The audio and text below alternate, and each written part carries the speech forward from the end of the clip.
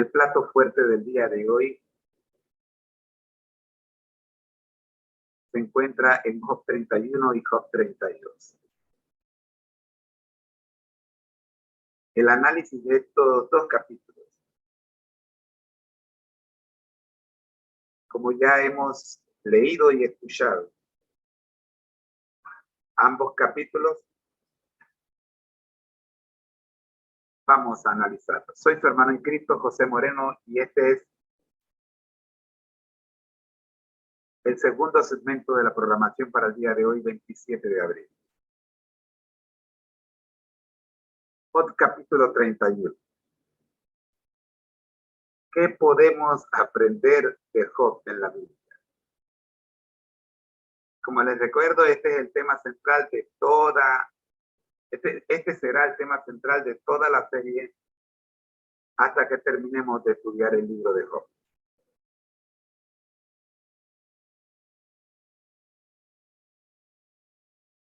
En el versículo número 1, encontramos la frase hice pacto. Con mis ojos. Con este capítulo concluye el largo discurso de Job. En el capítulo 29, Job habla de su hermosa vida pública y de los honores de que había sido objeto. Luego, en el capítulo 31, resume los principios que determinan su conducta privada. Estos principios podrían resumirse en la siguiente forma. Primero, castidad. Versículos 1 al 4. Segundo, serenidad.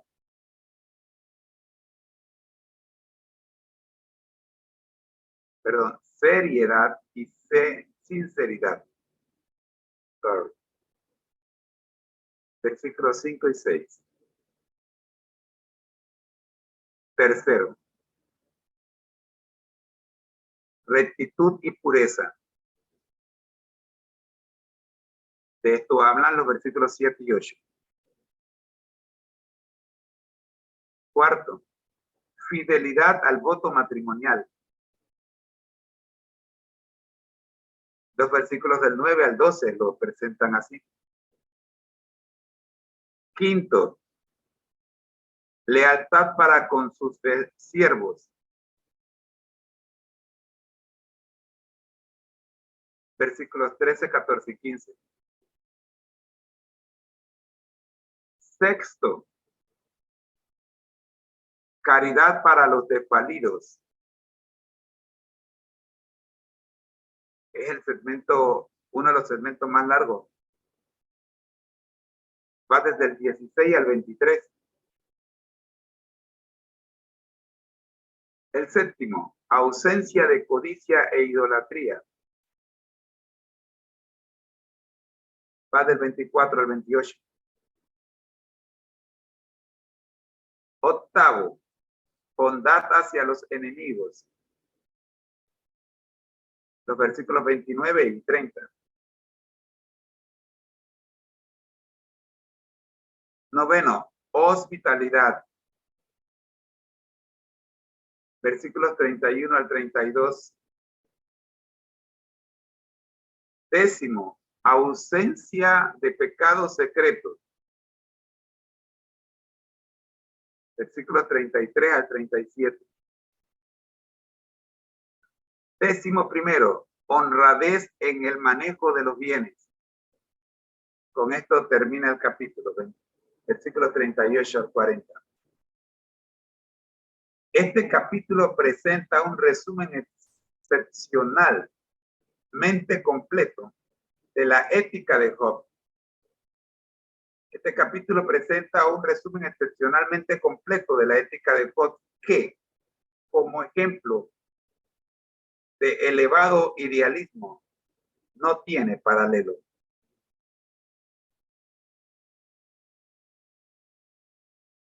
Muy bien. Según Andrews,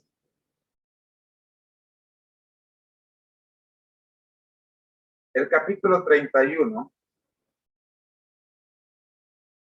es la última protesta de inocencia por parte de Job.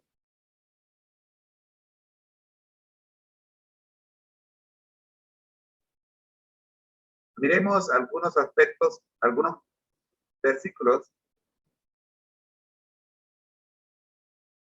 y algunas frases que aparecen en cada uno de estos versículos.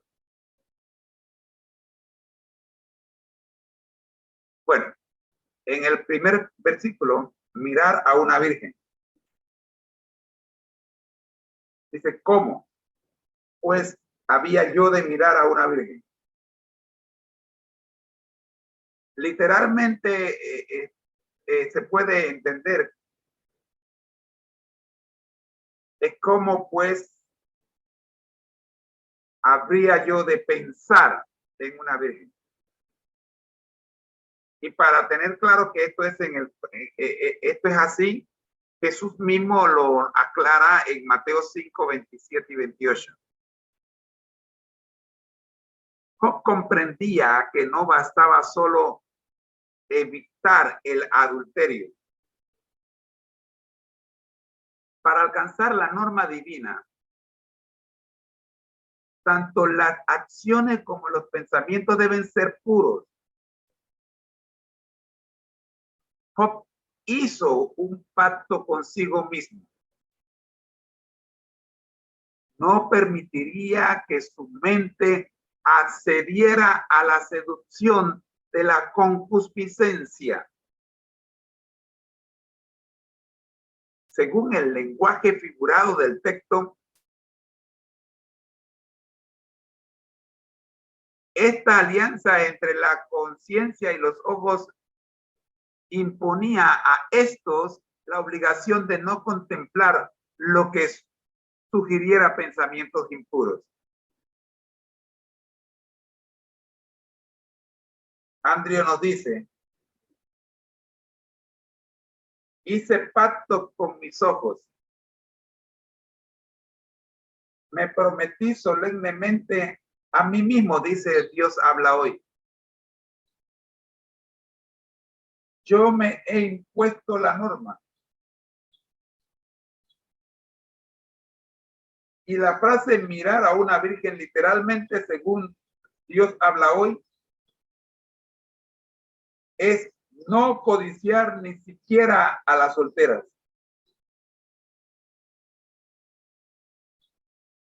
Así pasamos al versículo 2. Perdón.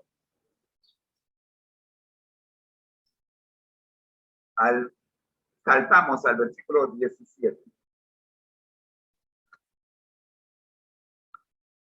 Recuerden que ustedes pueden accesar a la página que vimos al principio para que puedan ver todo el análisis de todo el capítulo. Acá vamos a ver algunos. Bueno, en realidad estamos viendo casi todos,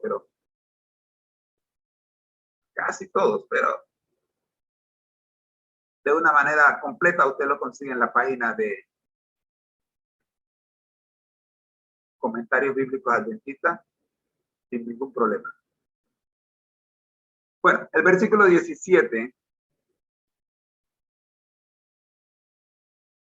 Déjeme ver si hay algún resumen antes de por Andrews. Bueno, Andrews tiene un resumen del versículo 9 al 12. Integridad de la vida familiar de Job. El versículo, pues que vamos a resaltar acá antes de llegar al 17, es el versículo 10. Muela para otro mi mujer, y sobre ella otros se encorven. Encorven. Bueno, acá nos está diciendo ¿Qué quiere decir esto de muela para otro? No es otra cosa que trabaje en otra casa, o sea, que viva en otra casa, en la casa de otro hombre.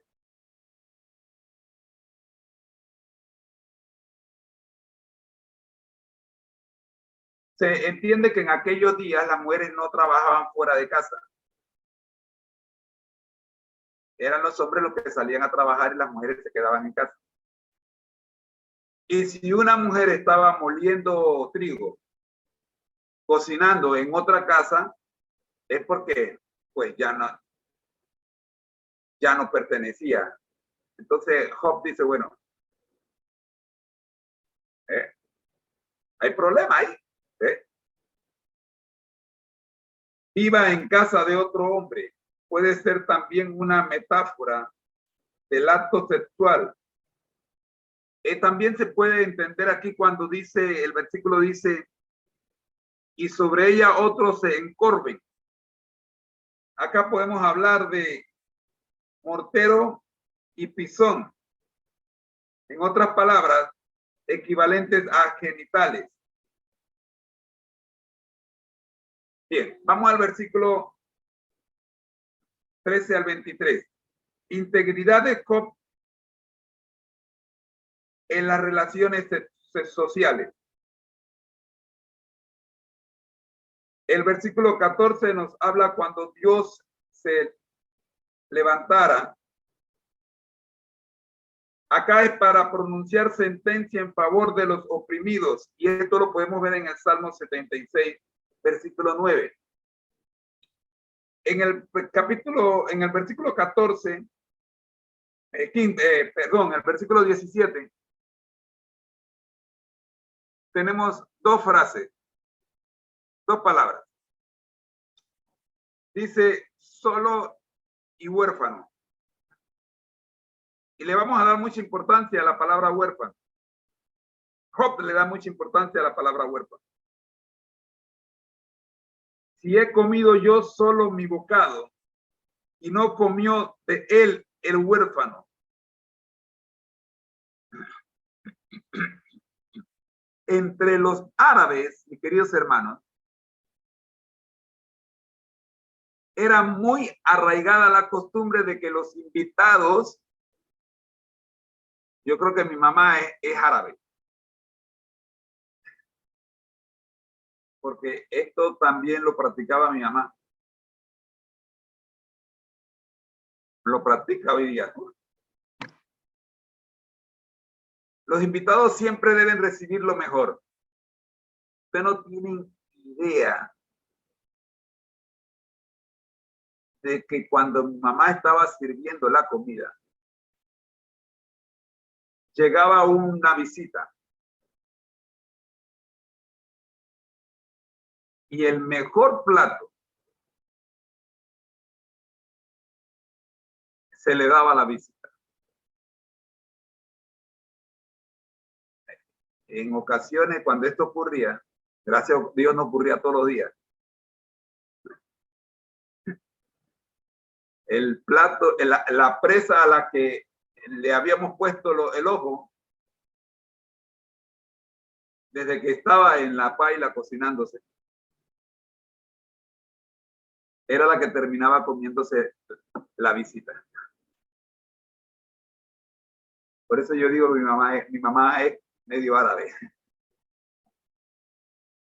Los invitados siempre deben recibir lo mejor. Esta es la costumbre árabe. No importa cuán necesitada esté la familia que los recibe. El comer un bocado solo probablemente significa quebrantar las leyes de la hospitalidad, como también dejar de comer de tomar en cuenta las necesidades de los menesterosos. Y acá es donde el versículo termina hablando de el huérfano. Al compartir con los desvalidos se consideraba como una de las virtudes, el compartir con estos señores consideraba como una de las virtudes básicas de la vida. se consideraba, miren que digo se consideraba porque hoy día los pobres huérfanos andan por allí, por la calle, viendo dónde consiguen comida en la basura. Y lo peor es que nosotros sabemos que son huérfanos. Pero como no los consideramos,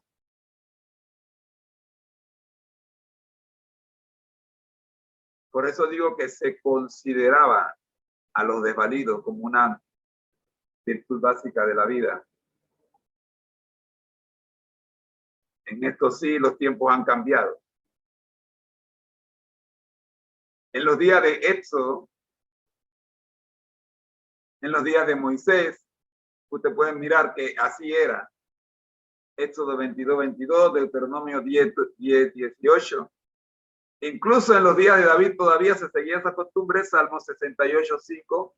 Más tarde Isaías también lo refiere, Jeremías también, Ezequiel y Zacarías. Ahora, Elifaz había acusado a Job especialmente de oprimir a los huérfanos, como lo menciona el capítulo 22, versículo 9. Y Job lo había refutado, así lo hizo en el capítulo 29, donde comienza su discurso, el versículo 12. Es que en aquellos días atender, o sea, los problemas de los huérfanos era un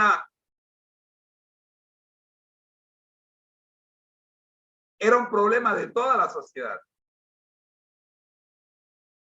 Hoy día cada quien cargue con su cruz.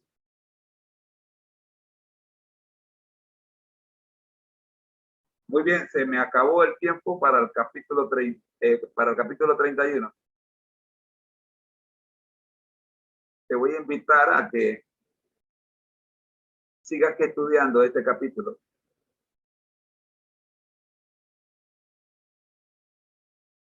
Voy a llamar la atención, voy a coger un minuto más.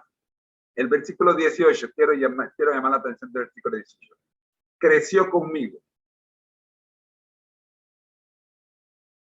Porque desde mi juventud creció conmigo como con un padre, y desde el vientre de mi madre fui guía de la viuda. Miren hasta dónde Job dice que él conoce lo que se debe hacer con el huérfano, con la viuda, desde el vientre de su propia madre. O sea, ustedes saben que cuando una mujer está embarazada y el bebé está en formación, una vez que se le forman los oídos, el sistema auditivo, el bebé empieza a escuchar y a aprender.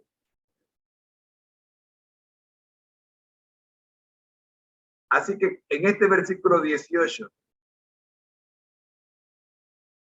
Job deja claro que mientras estuvo en el vientre de su madre, aprendió de ella.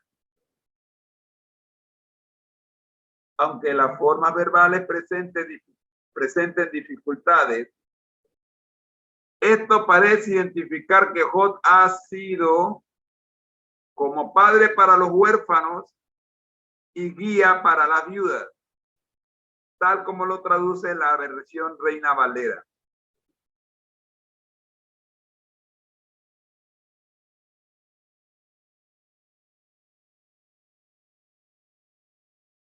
La expresión desde el vientre de mi madre, expresión hiperbólica para indicar que Job atendió siempre las necesidades de los desvalidos, o sea, desde su nacimiento. Por supuesto que debemos entender la figura. El versículo 22 habla de mi espalda se caiga de mi hombro.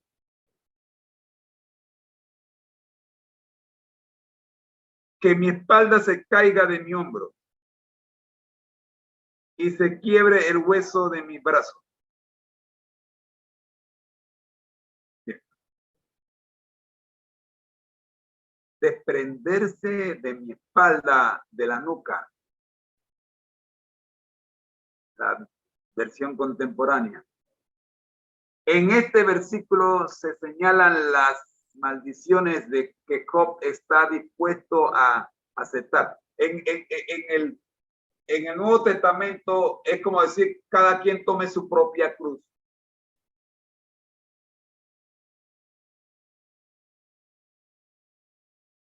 En este versículo se señalan las maldiciones que Job está dispuesto a aceptar si se puede probar que se ha aprovechado de los pobres.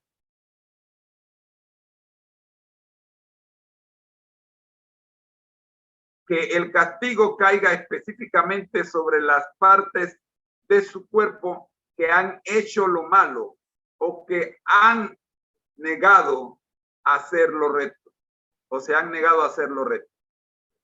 Usted sabe que cuando una persona se niega a hacer lo correcto es pecado. Pero yo no he hecho nada justamente por eso, porque tenías que hacer y no lo hiciste. Bueno, Job está diciendo, bueno, si en verdad yo he hecho algo, entonces que caiga sobre mí, sobre la parte de mi cuerpo que es responsable de lo que me está ocurriendo. El lenguaje vigoroso que Job emplea revela que está seguro de su inocencia y que odia los pecados que menciona. Recuerdan que en el Nuevo Testamento habla de que si tu mano te da ocasión de pecar, córtatela. Job te está diciendo, bueno, córtame mi mano si mi mano fue ocasión de quitarle la comida a un huérfano.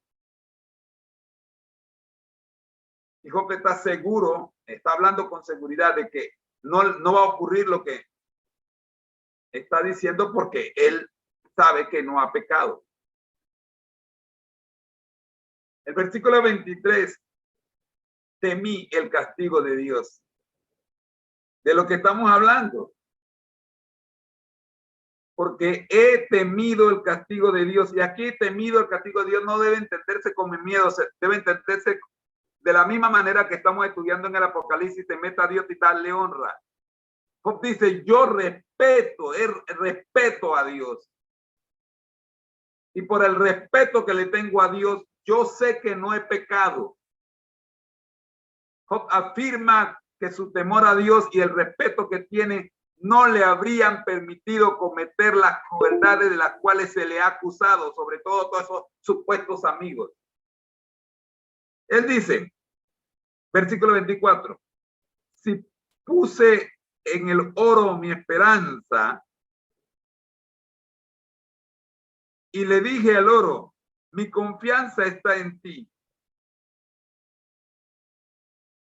Puse en el oro mi esperanza. ¿Usted sabe cuánta gente hoy día pone en el oro su esperanza? En su cuenta bancaria o en el cheque que llega la próxima quincena. Job había sido rico, pero no había puesto su confianza en las riquezas, sino en Dios. Mis riquezas, dice el versículo 25. Usted puede comparar este versículo con el capítulo 1, ya hablamos allá bastante de esto. En el capítulo 20, versículo 15, en el 22 y en el 24, del 22, 24 y 26, perdón. Mire, son 3 capítulos que hemos hablado de las riquezas, el 1, el 20 y el 22. Acá quiero resaltar la frase, si he mirado al sol. Saben que el sol era para muchos en aquella época el Dios y abarcó tanto poder esta creencia que hasta en los días de Constantino, para Constantino el sol era su Dios. Y justamente el 25 de diciembre, según esta filosofía, nace el hijo del Dios Sol. Ahora bien, ¿qué es el Sol para Job? Estamos en el versículo 25, segunda parte.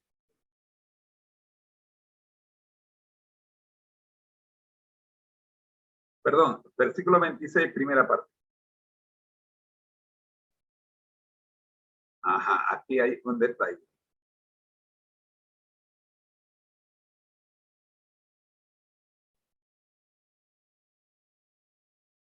La riqueza es del versículo 25 y en el versículo 26 es que estamos viendo el sol. Dice el versículo 26. Si he mirado al sol cuando resplandecía o a la luna en su resplandor. Referencia específica a la idolatría, como ya mencioné, adorar al sol. La idolatría, la adoración al sol estaba muy difundida desde tiempos muy antiguos en el cercano Oriente y en Egipto. La adoración de la luna generalmente seguía en importancia a la del sol. Había una marcada tendencia natural a adorar lo que proporcionaba la luz. Ahí puede usted mirar las citas que aparecen en Deuteronomio 4, versículo 19, Segunda de Reyes 23, 5 y Ezequiel 8, 16. Llegamos al versículo 27.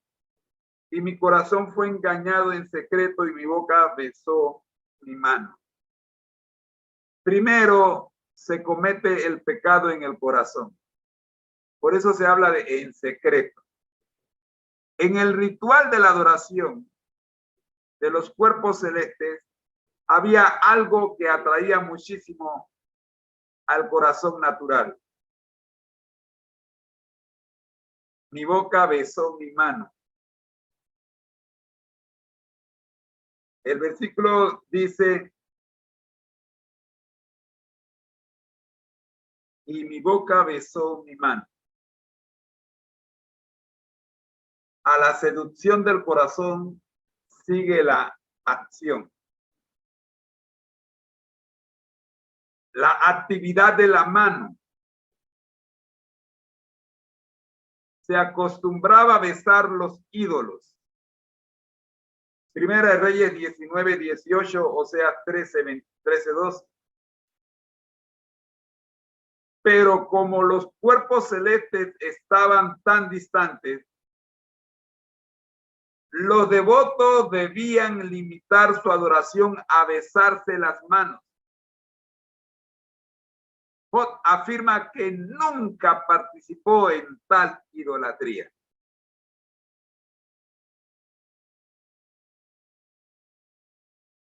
Llegamos o saltamos al versículo 29. Si me alegré con el quebrantamiento del que aborrecía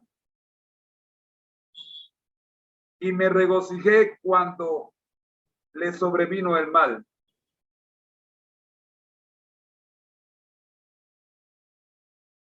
Acá mismo vamos a hablar del 30, 31 y 32. Aun cuando mi lengua no entregué al pecado para pedir la maldición para su alma. Si mis siervos no decían, ¿quién hay que no se haya saciado con su carne? Porque ningún forastero pasaba fuera la noche, sino que yo abría mis puertas al caminante. Los sentimientos expresados por Job se anticipan a las señales del Sermón del Monte. En la antigüedad, como hoy, muchos se sentían justificados cuando se alegraban por la caída de un enemigo. el discernimiento espiritual de Job era más profundo y ya vislumbraba la idea de amar a los enemigos, presentada por el propio Jesús en el Sermón del Monte, Mateo 5:44. La gente de mi tienda, dice la Biblia, Jerusalén, refiriéndose a mis siervos en el versículo 31. Job parece desafiar a cualquiera que señale un solo caso en que se hubiera puesto en duda su generosidad y hospitalidad. Una vez más se menciona al forastero. En este versículo, Job sigue defendiendo su reputación de ser hospitalario. Vivía a la altura de todas las exigencias de la hospitalidad oriental. Tenía en cuenta al extranjero y también a los miembros de su propia casa. Esto era ley según Génesis 18, 2 al 8. En el versículo 34, tuve temor, porque temía a la multitud que era grande, y me atemorizaba el menosprecio de las familias, y entonces callaba y no salía a mi puerta. Podría entenderse como una pregunta.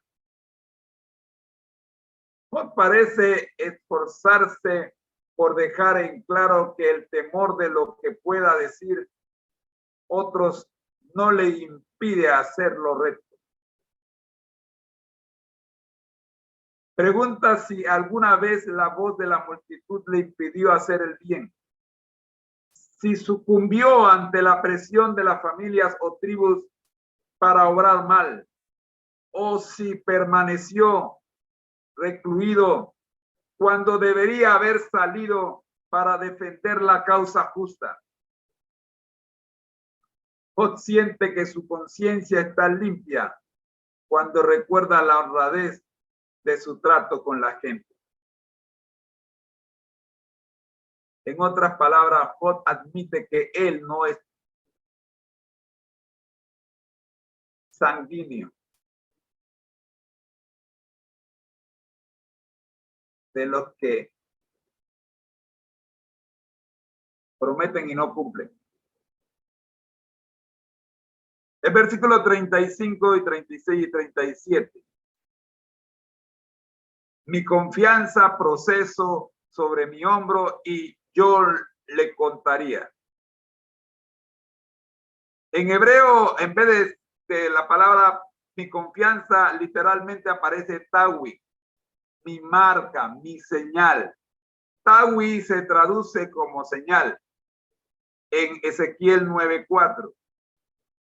Muchos afirman que tawi debe traducirse como mi firma, según la versión moderna, lo que significa que Job pone su firma, por así decirlo, en la plegaria de este versículo. Proceso se refiere más bien a un documento. Aparentemente Job aún desea aclarar la disputa entre él y Dios. Sobre mi hombro, Job está tan seguro de su inocencia, como ya hemos dicho, que si recibiera por escrito la acusación de Dios, no vacilaría en llevarla sobre el hombro a la cabeza. Esta es una declaración, dramática declaración de inocencia. Acoso recibo, pongo mi firma, dice Job. Y si Dios me acusara, le pongo mi firma. Yo lo contaría, le contaría, dice el versículo 37. Yo le daría cuenta de todos mis pasos. Como un príncipe me presentaría delante de él, dice la versión Reina Valera actualizada. Job no tenía nada que ocultar ante Dios. Estaba dispuesto a declarar los actos toda su vida. Podría responder el interrogatorio de Dios en cada detalle. Gracias, licenciado Javier. Y presentarse delante de él no como reo, y deja claro, sino como príncipe. A ti, amigo, que estás privado de libertad, como te dije cuando te visité, tú no estás allí por accidente. Tú no estás privado de libertad por accidente. Tú eres un príncipe en medio de la oscuridad. Tú eres la luz que el Señor tiene en ese lugar. Pórtate como tal.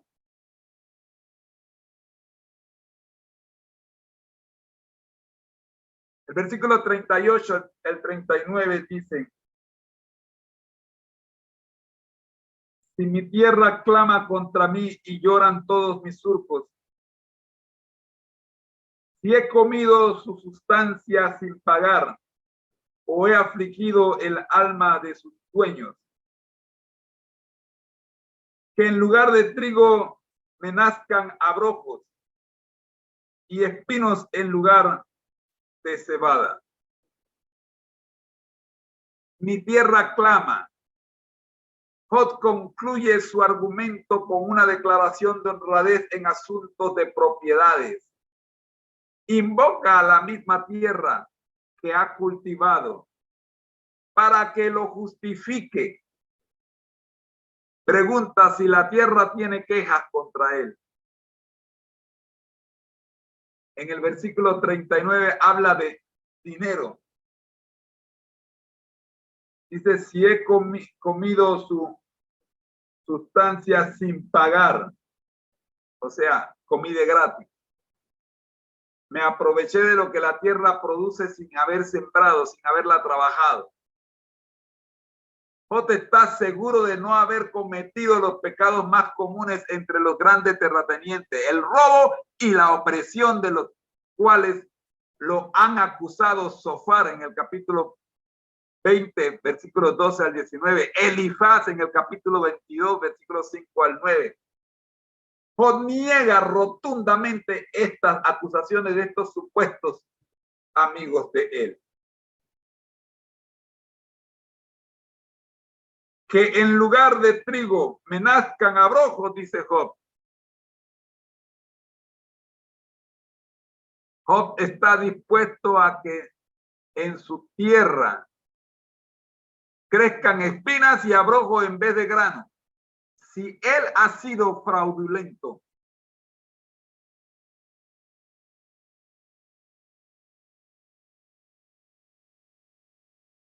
la última línea del capítulo dice, aquí terminan las palabras de Job. Y me quedo con las palabras de Job. Así concluye la argumentación que el patriarca presenta en su defensa. Proclaman su integridad hasta el fin. Vacila entre la esperanza y la desesperación.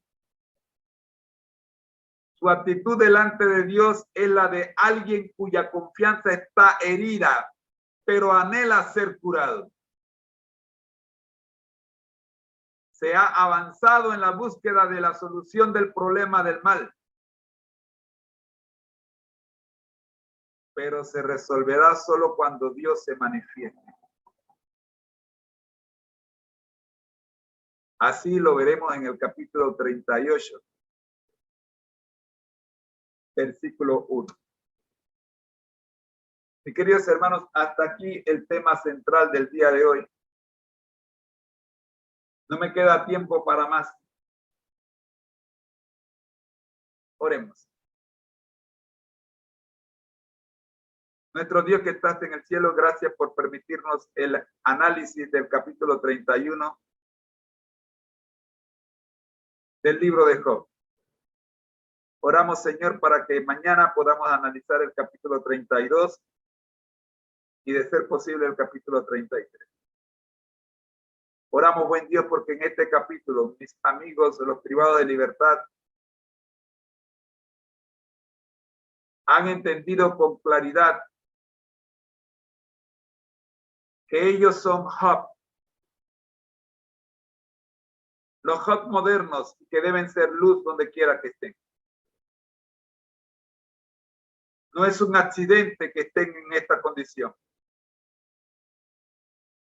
Dios planificó y los preparó para que fuesen luz en aquella oscuridad donde se encuentran. Gracias, Padre. Gracias, Señor, por defender nuestra inocencia. En Jesús. Amén.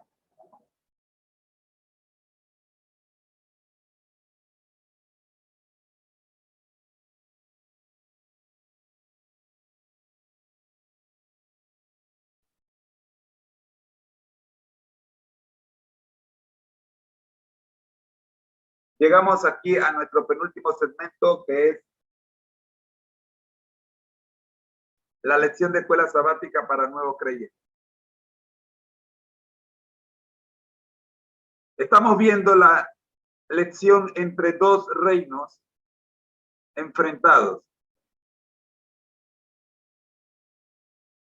Como dijimos, el día lunes fue el último día que pudimos estudiar. Así que vamos a mirar primero las preguntas que tenemos que resolver. ¿Por qué la vida en este mundo parece más atractiva que la venidera? ¿Qué relación existe entre este mundo y el reino del yo? ¿Qué significa el reino de Dios ha llegado? Los versículos 17 y 18 de 2 de Corintios 4 nos dice: porque esta leve tribulación momentánea produce en nosotros un cada vez más excelente y eterno peso de gloria. No mirando nosotros las cosas que se ven, sino las que no se ven. Pues las cosas que se ven son temporales, pero las que no se ven son eternas. El concepto clave de esta semana es el reino de Dios. Y la invitación para entender qué es el reino de Dios y que el reino de Dios debe estar en nuestro corazón es para que ustedes vean la matutina Dios nos cuida del 1 de agosto. Para hoy, no, perdón, para el martes, pero que vamos a ver hoy, tenemos, la lección es el reino de este mundo.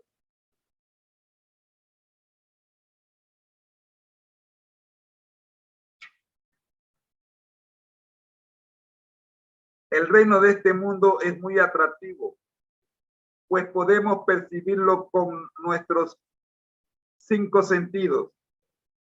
Podemos ir a un centro comercial y allí adquirir todo lo que oferta.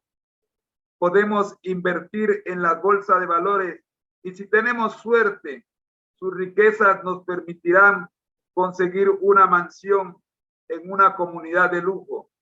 Sin embargo, el reino de Dios puede ser percibido en esta tierra únicamente a través de la fe. ¿Con quién y dónde se originó el reino de este mundo? Isaías 14, 12 al 15 y Lucas 10, 18 nos dan la respuesta a esta pregunta. El profeta hace referencia al lucero, hijo de la mañana, y nos dice que este personaje se propuso, primero, subir al cielo, segundo, levantar su trono y sentarse en el monte del testimonio, y tercero, ser semejante al Altísimo. Todo era sobre él. Todo era sobre él. Todo existía alrededor de él. Para él solo existía él.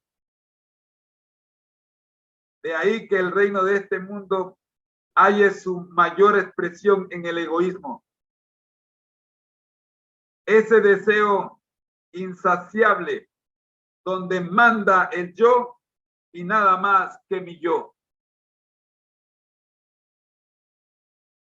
En segundo lugar,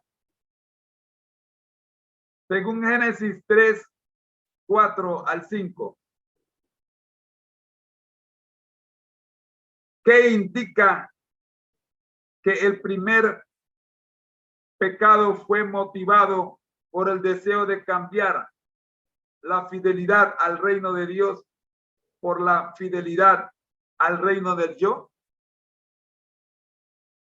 Entonces la serpiente dijo a la mujer, no moriréis, sino que sabe Dios que el día que comáis de él, refiriéndose al fruto que tenía el árbol prohibido, serán abiertos vuestros ojos y seréis como Dios, sabiendo el bien y el mal. El lema mi voluntad fue el germen tanto de la rebelión de Lucifer y los ángeles como la de la desobediencia de nuestros primeros padres. Por supuesto, todo eso contrasta marcadamente con el tema tu voluntad, que sirvió de base para la vida de Jesús. Los que pretendemos vivir bajo el reino de Dios, hemos de estar comprometidos a cumplir la voluntad de Dios y no la nuestra.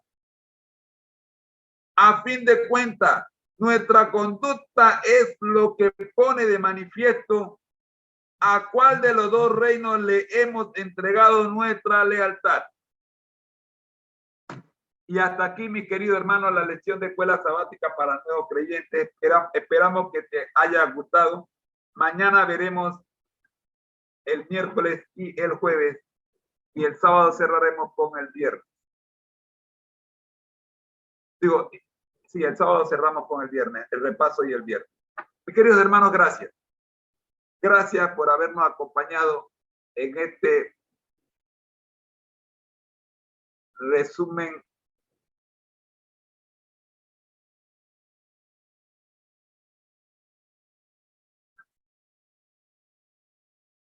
bueno, no, yo no diría tan correteado. Sí, hemos estado acelerados un poco, pero hemos visto los detalles más importantes en esta hora y media que ya estamos por cumplir en la programación de hoy. Todavía nos queda una hora de transmisión y vamos entonces a pasarle la batuta al segmento más precioso de todos los segmentos, la escuela sabática regular. Pero antes, oremos. Nuestro Dios que está en el cielo, gracias Señor, te damos por permitirnos en este momento estudiar tu palabra. Hoy hemos hecho, Señor, grande esfuerzo por cumplir. Nos han quedado algunas cositas que vamos a ver durante la semana. Y sabemos, oh Señor, que usted tiene el control. Nuestra oración siempre, oh Padre Santo, que se haga su voluntad y no la nuestra. Oramos en el nombre de Jesús. Amén. Muy bien, mis hermanos, me dan 10 segundos para regresar con ustedes y conectarnos con la lección de escuela sabática. Bendiciones.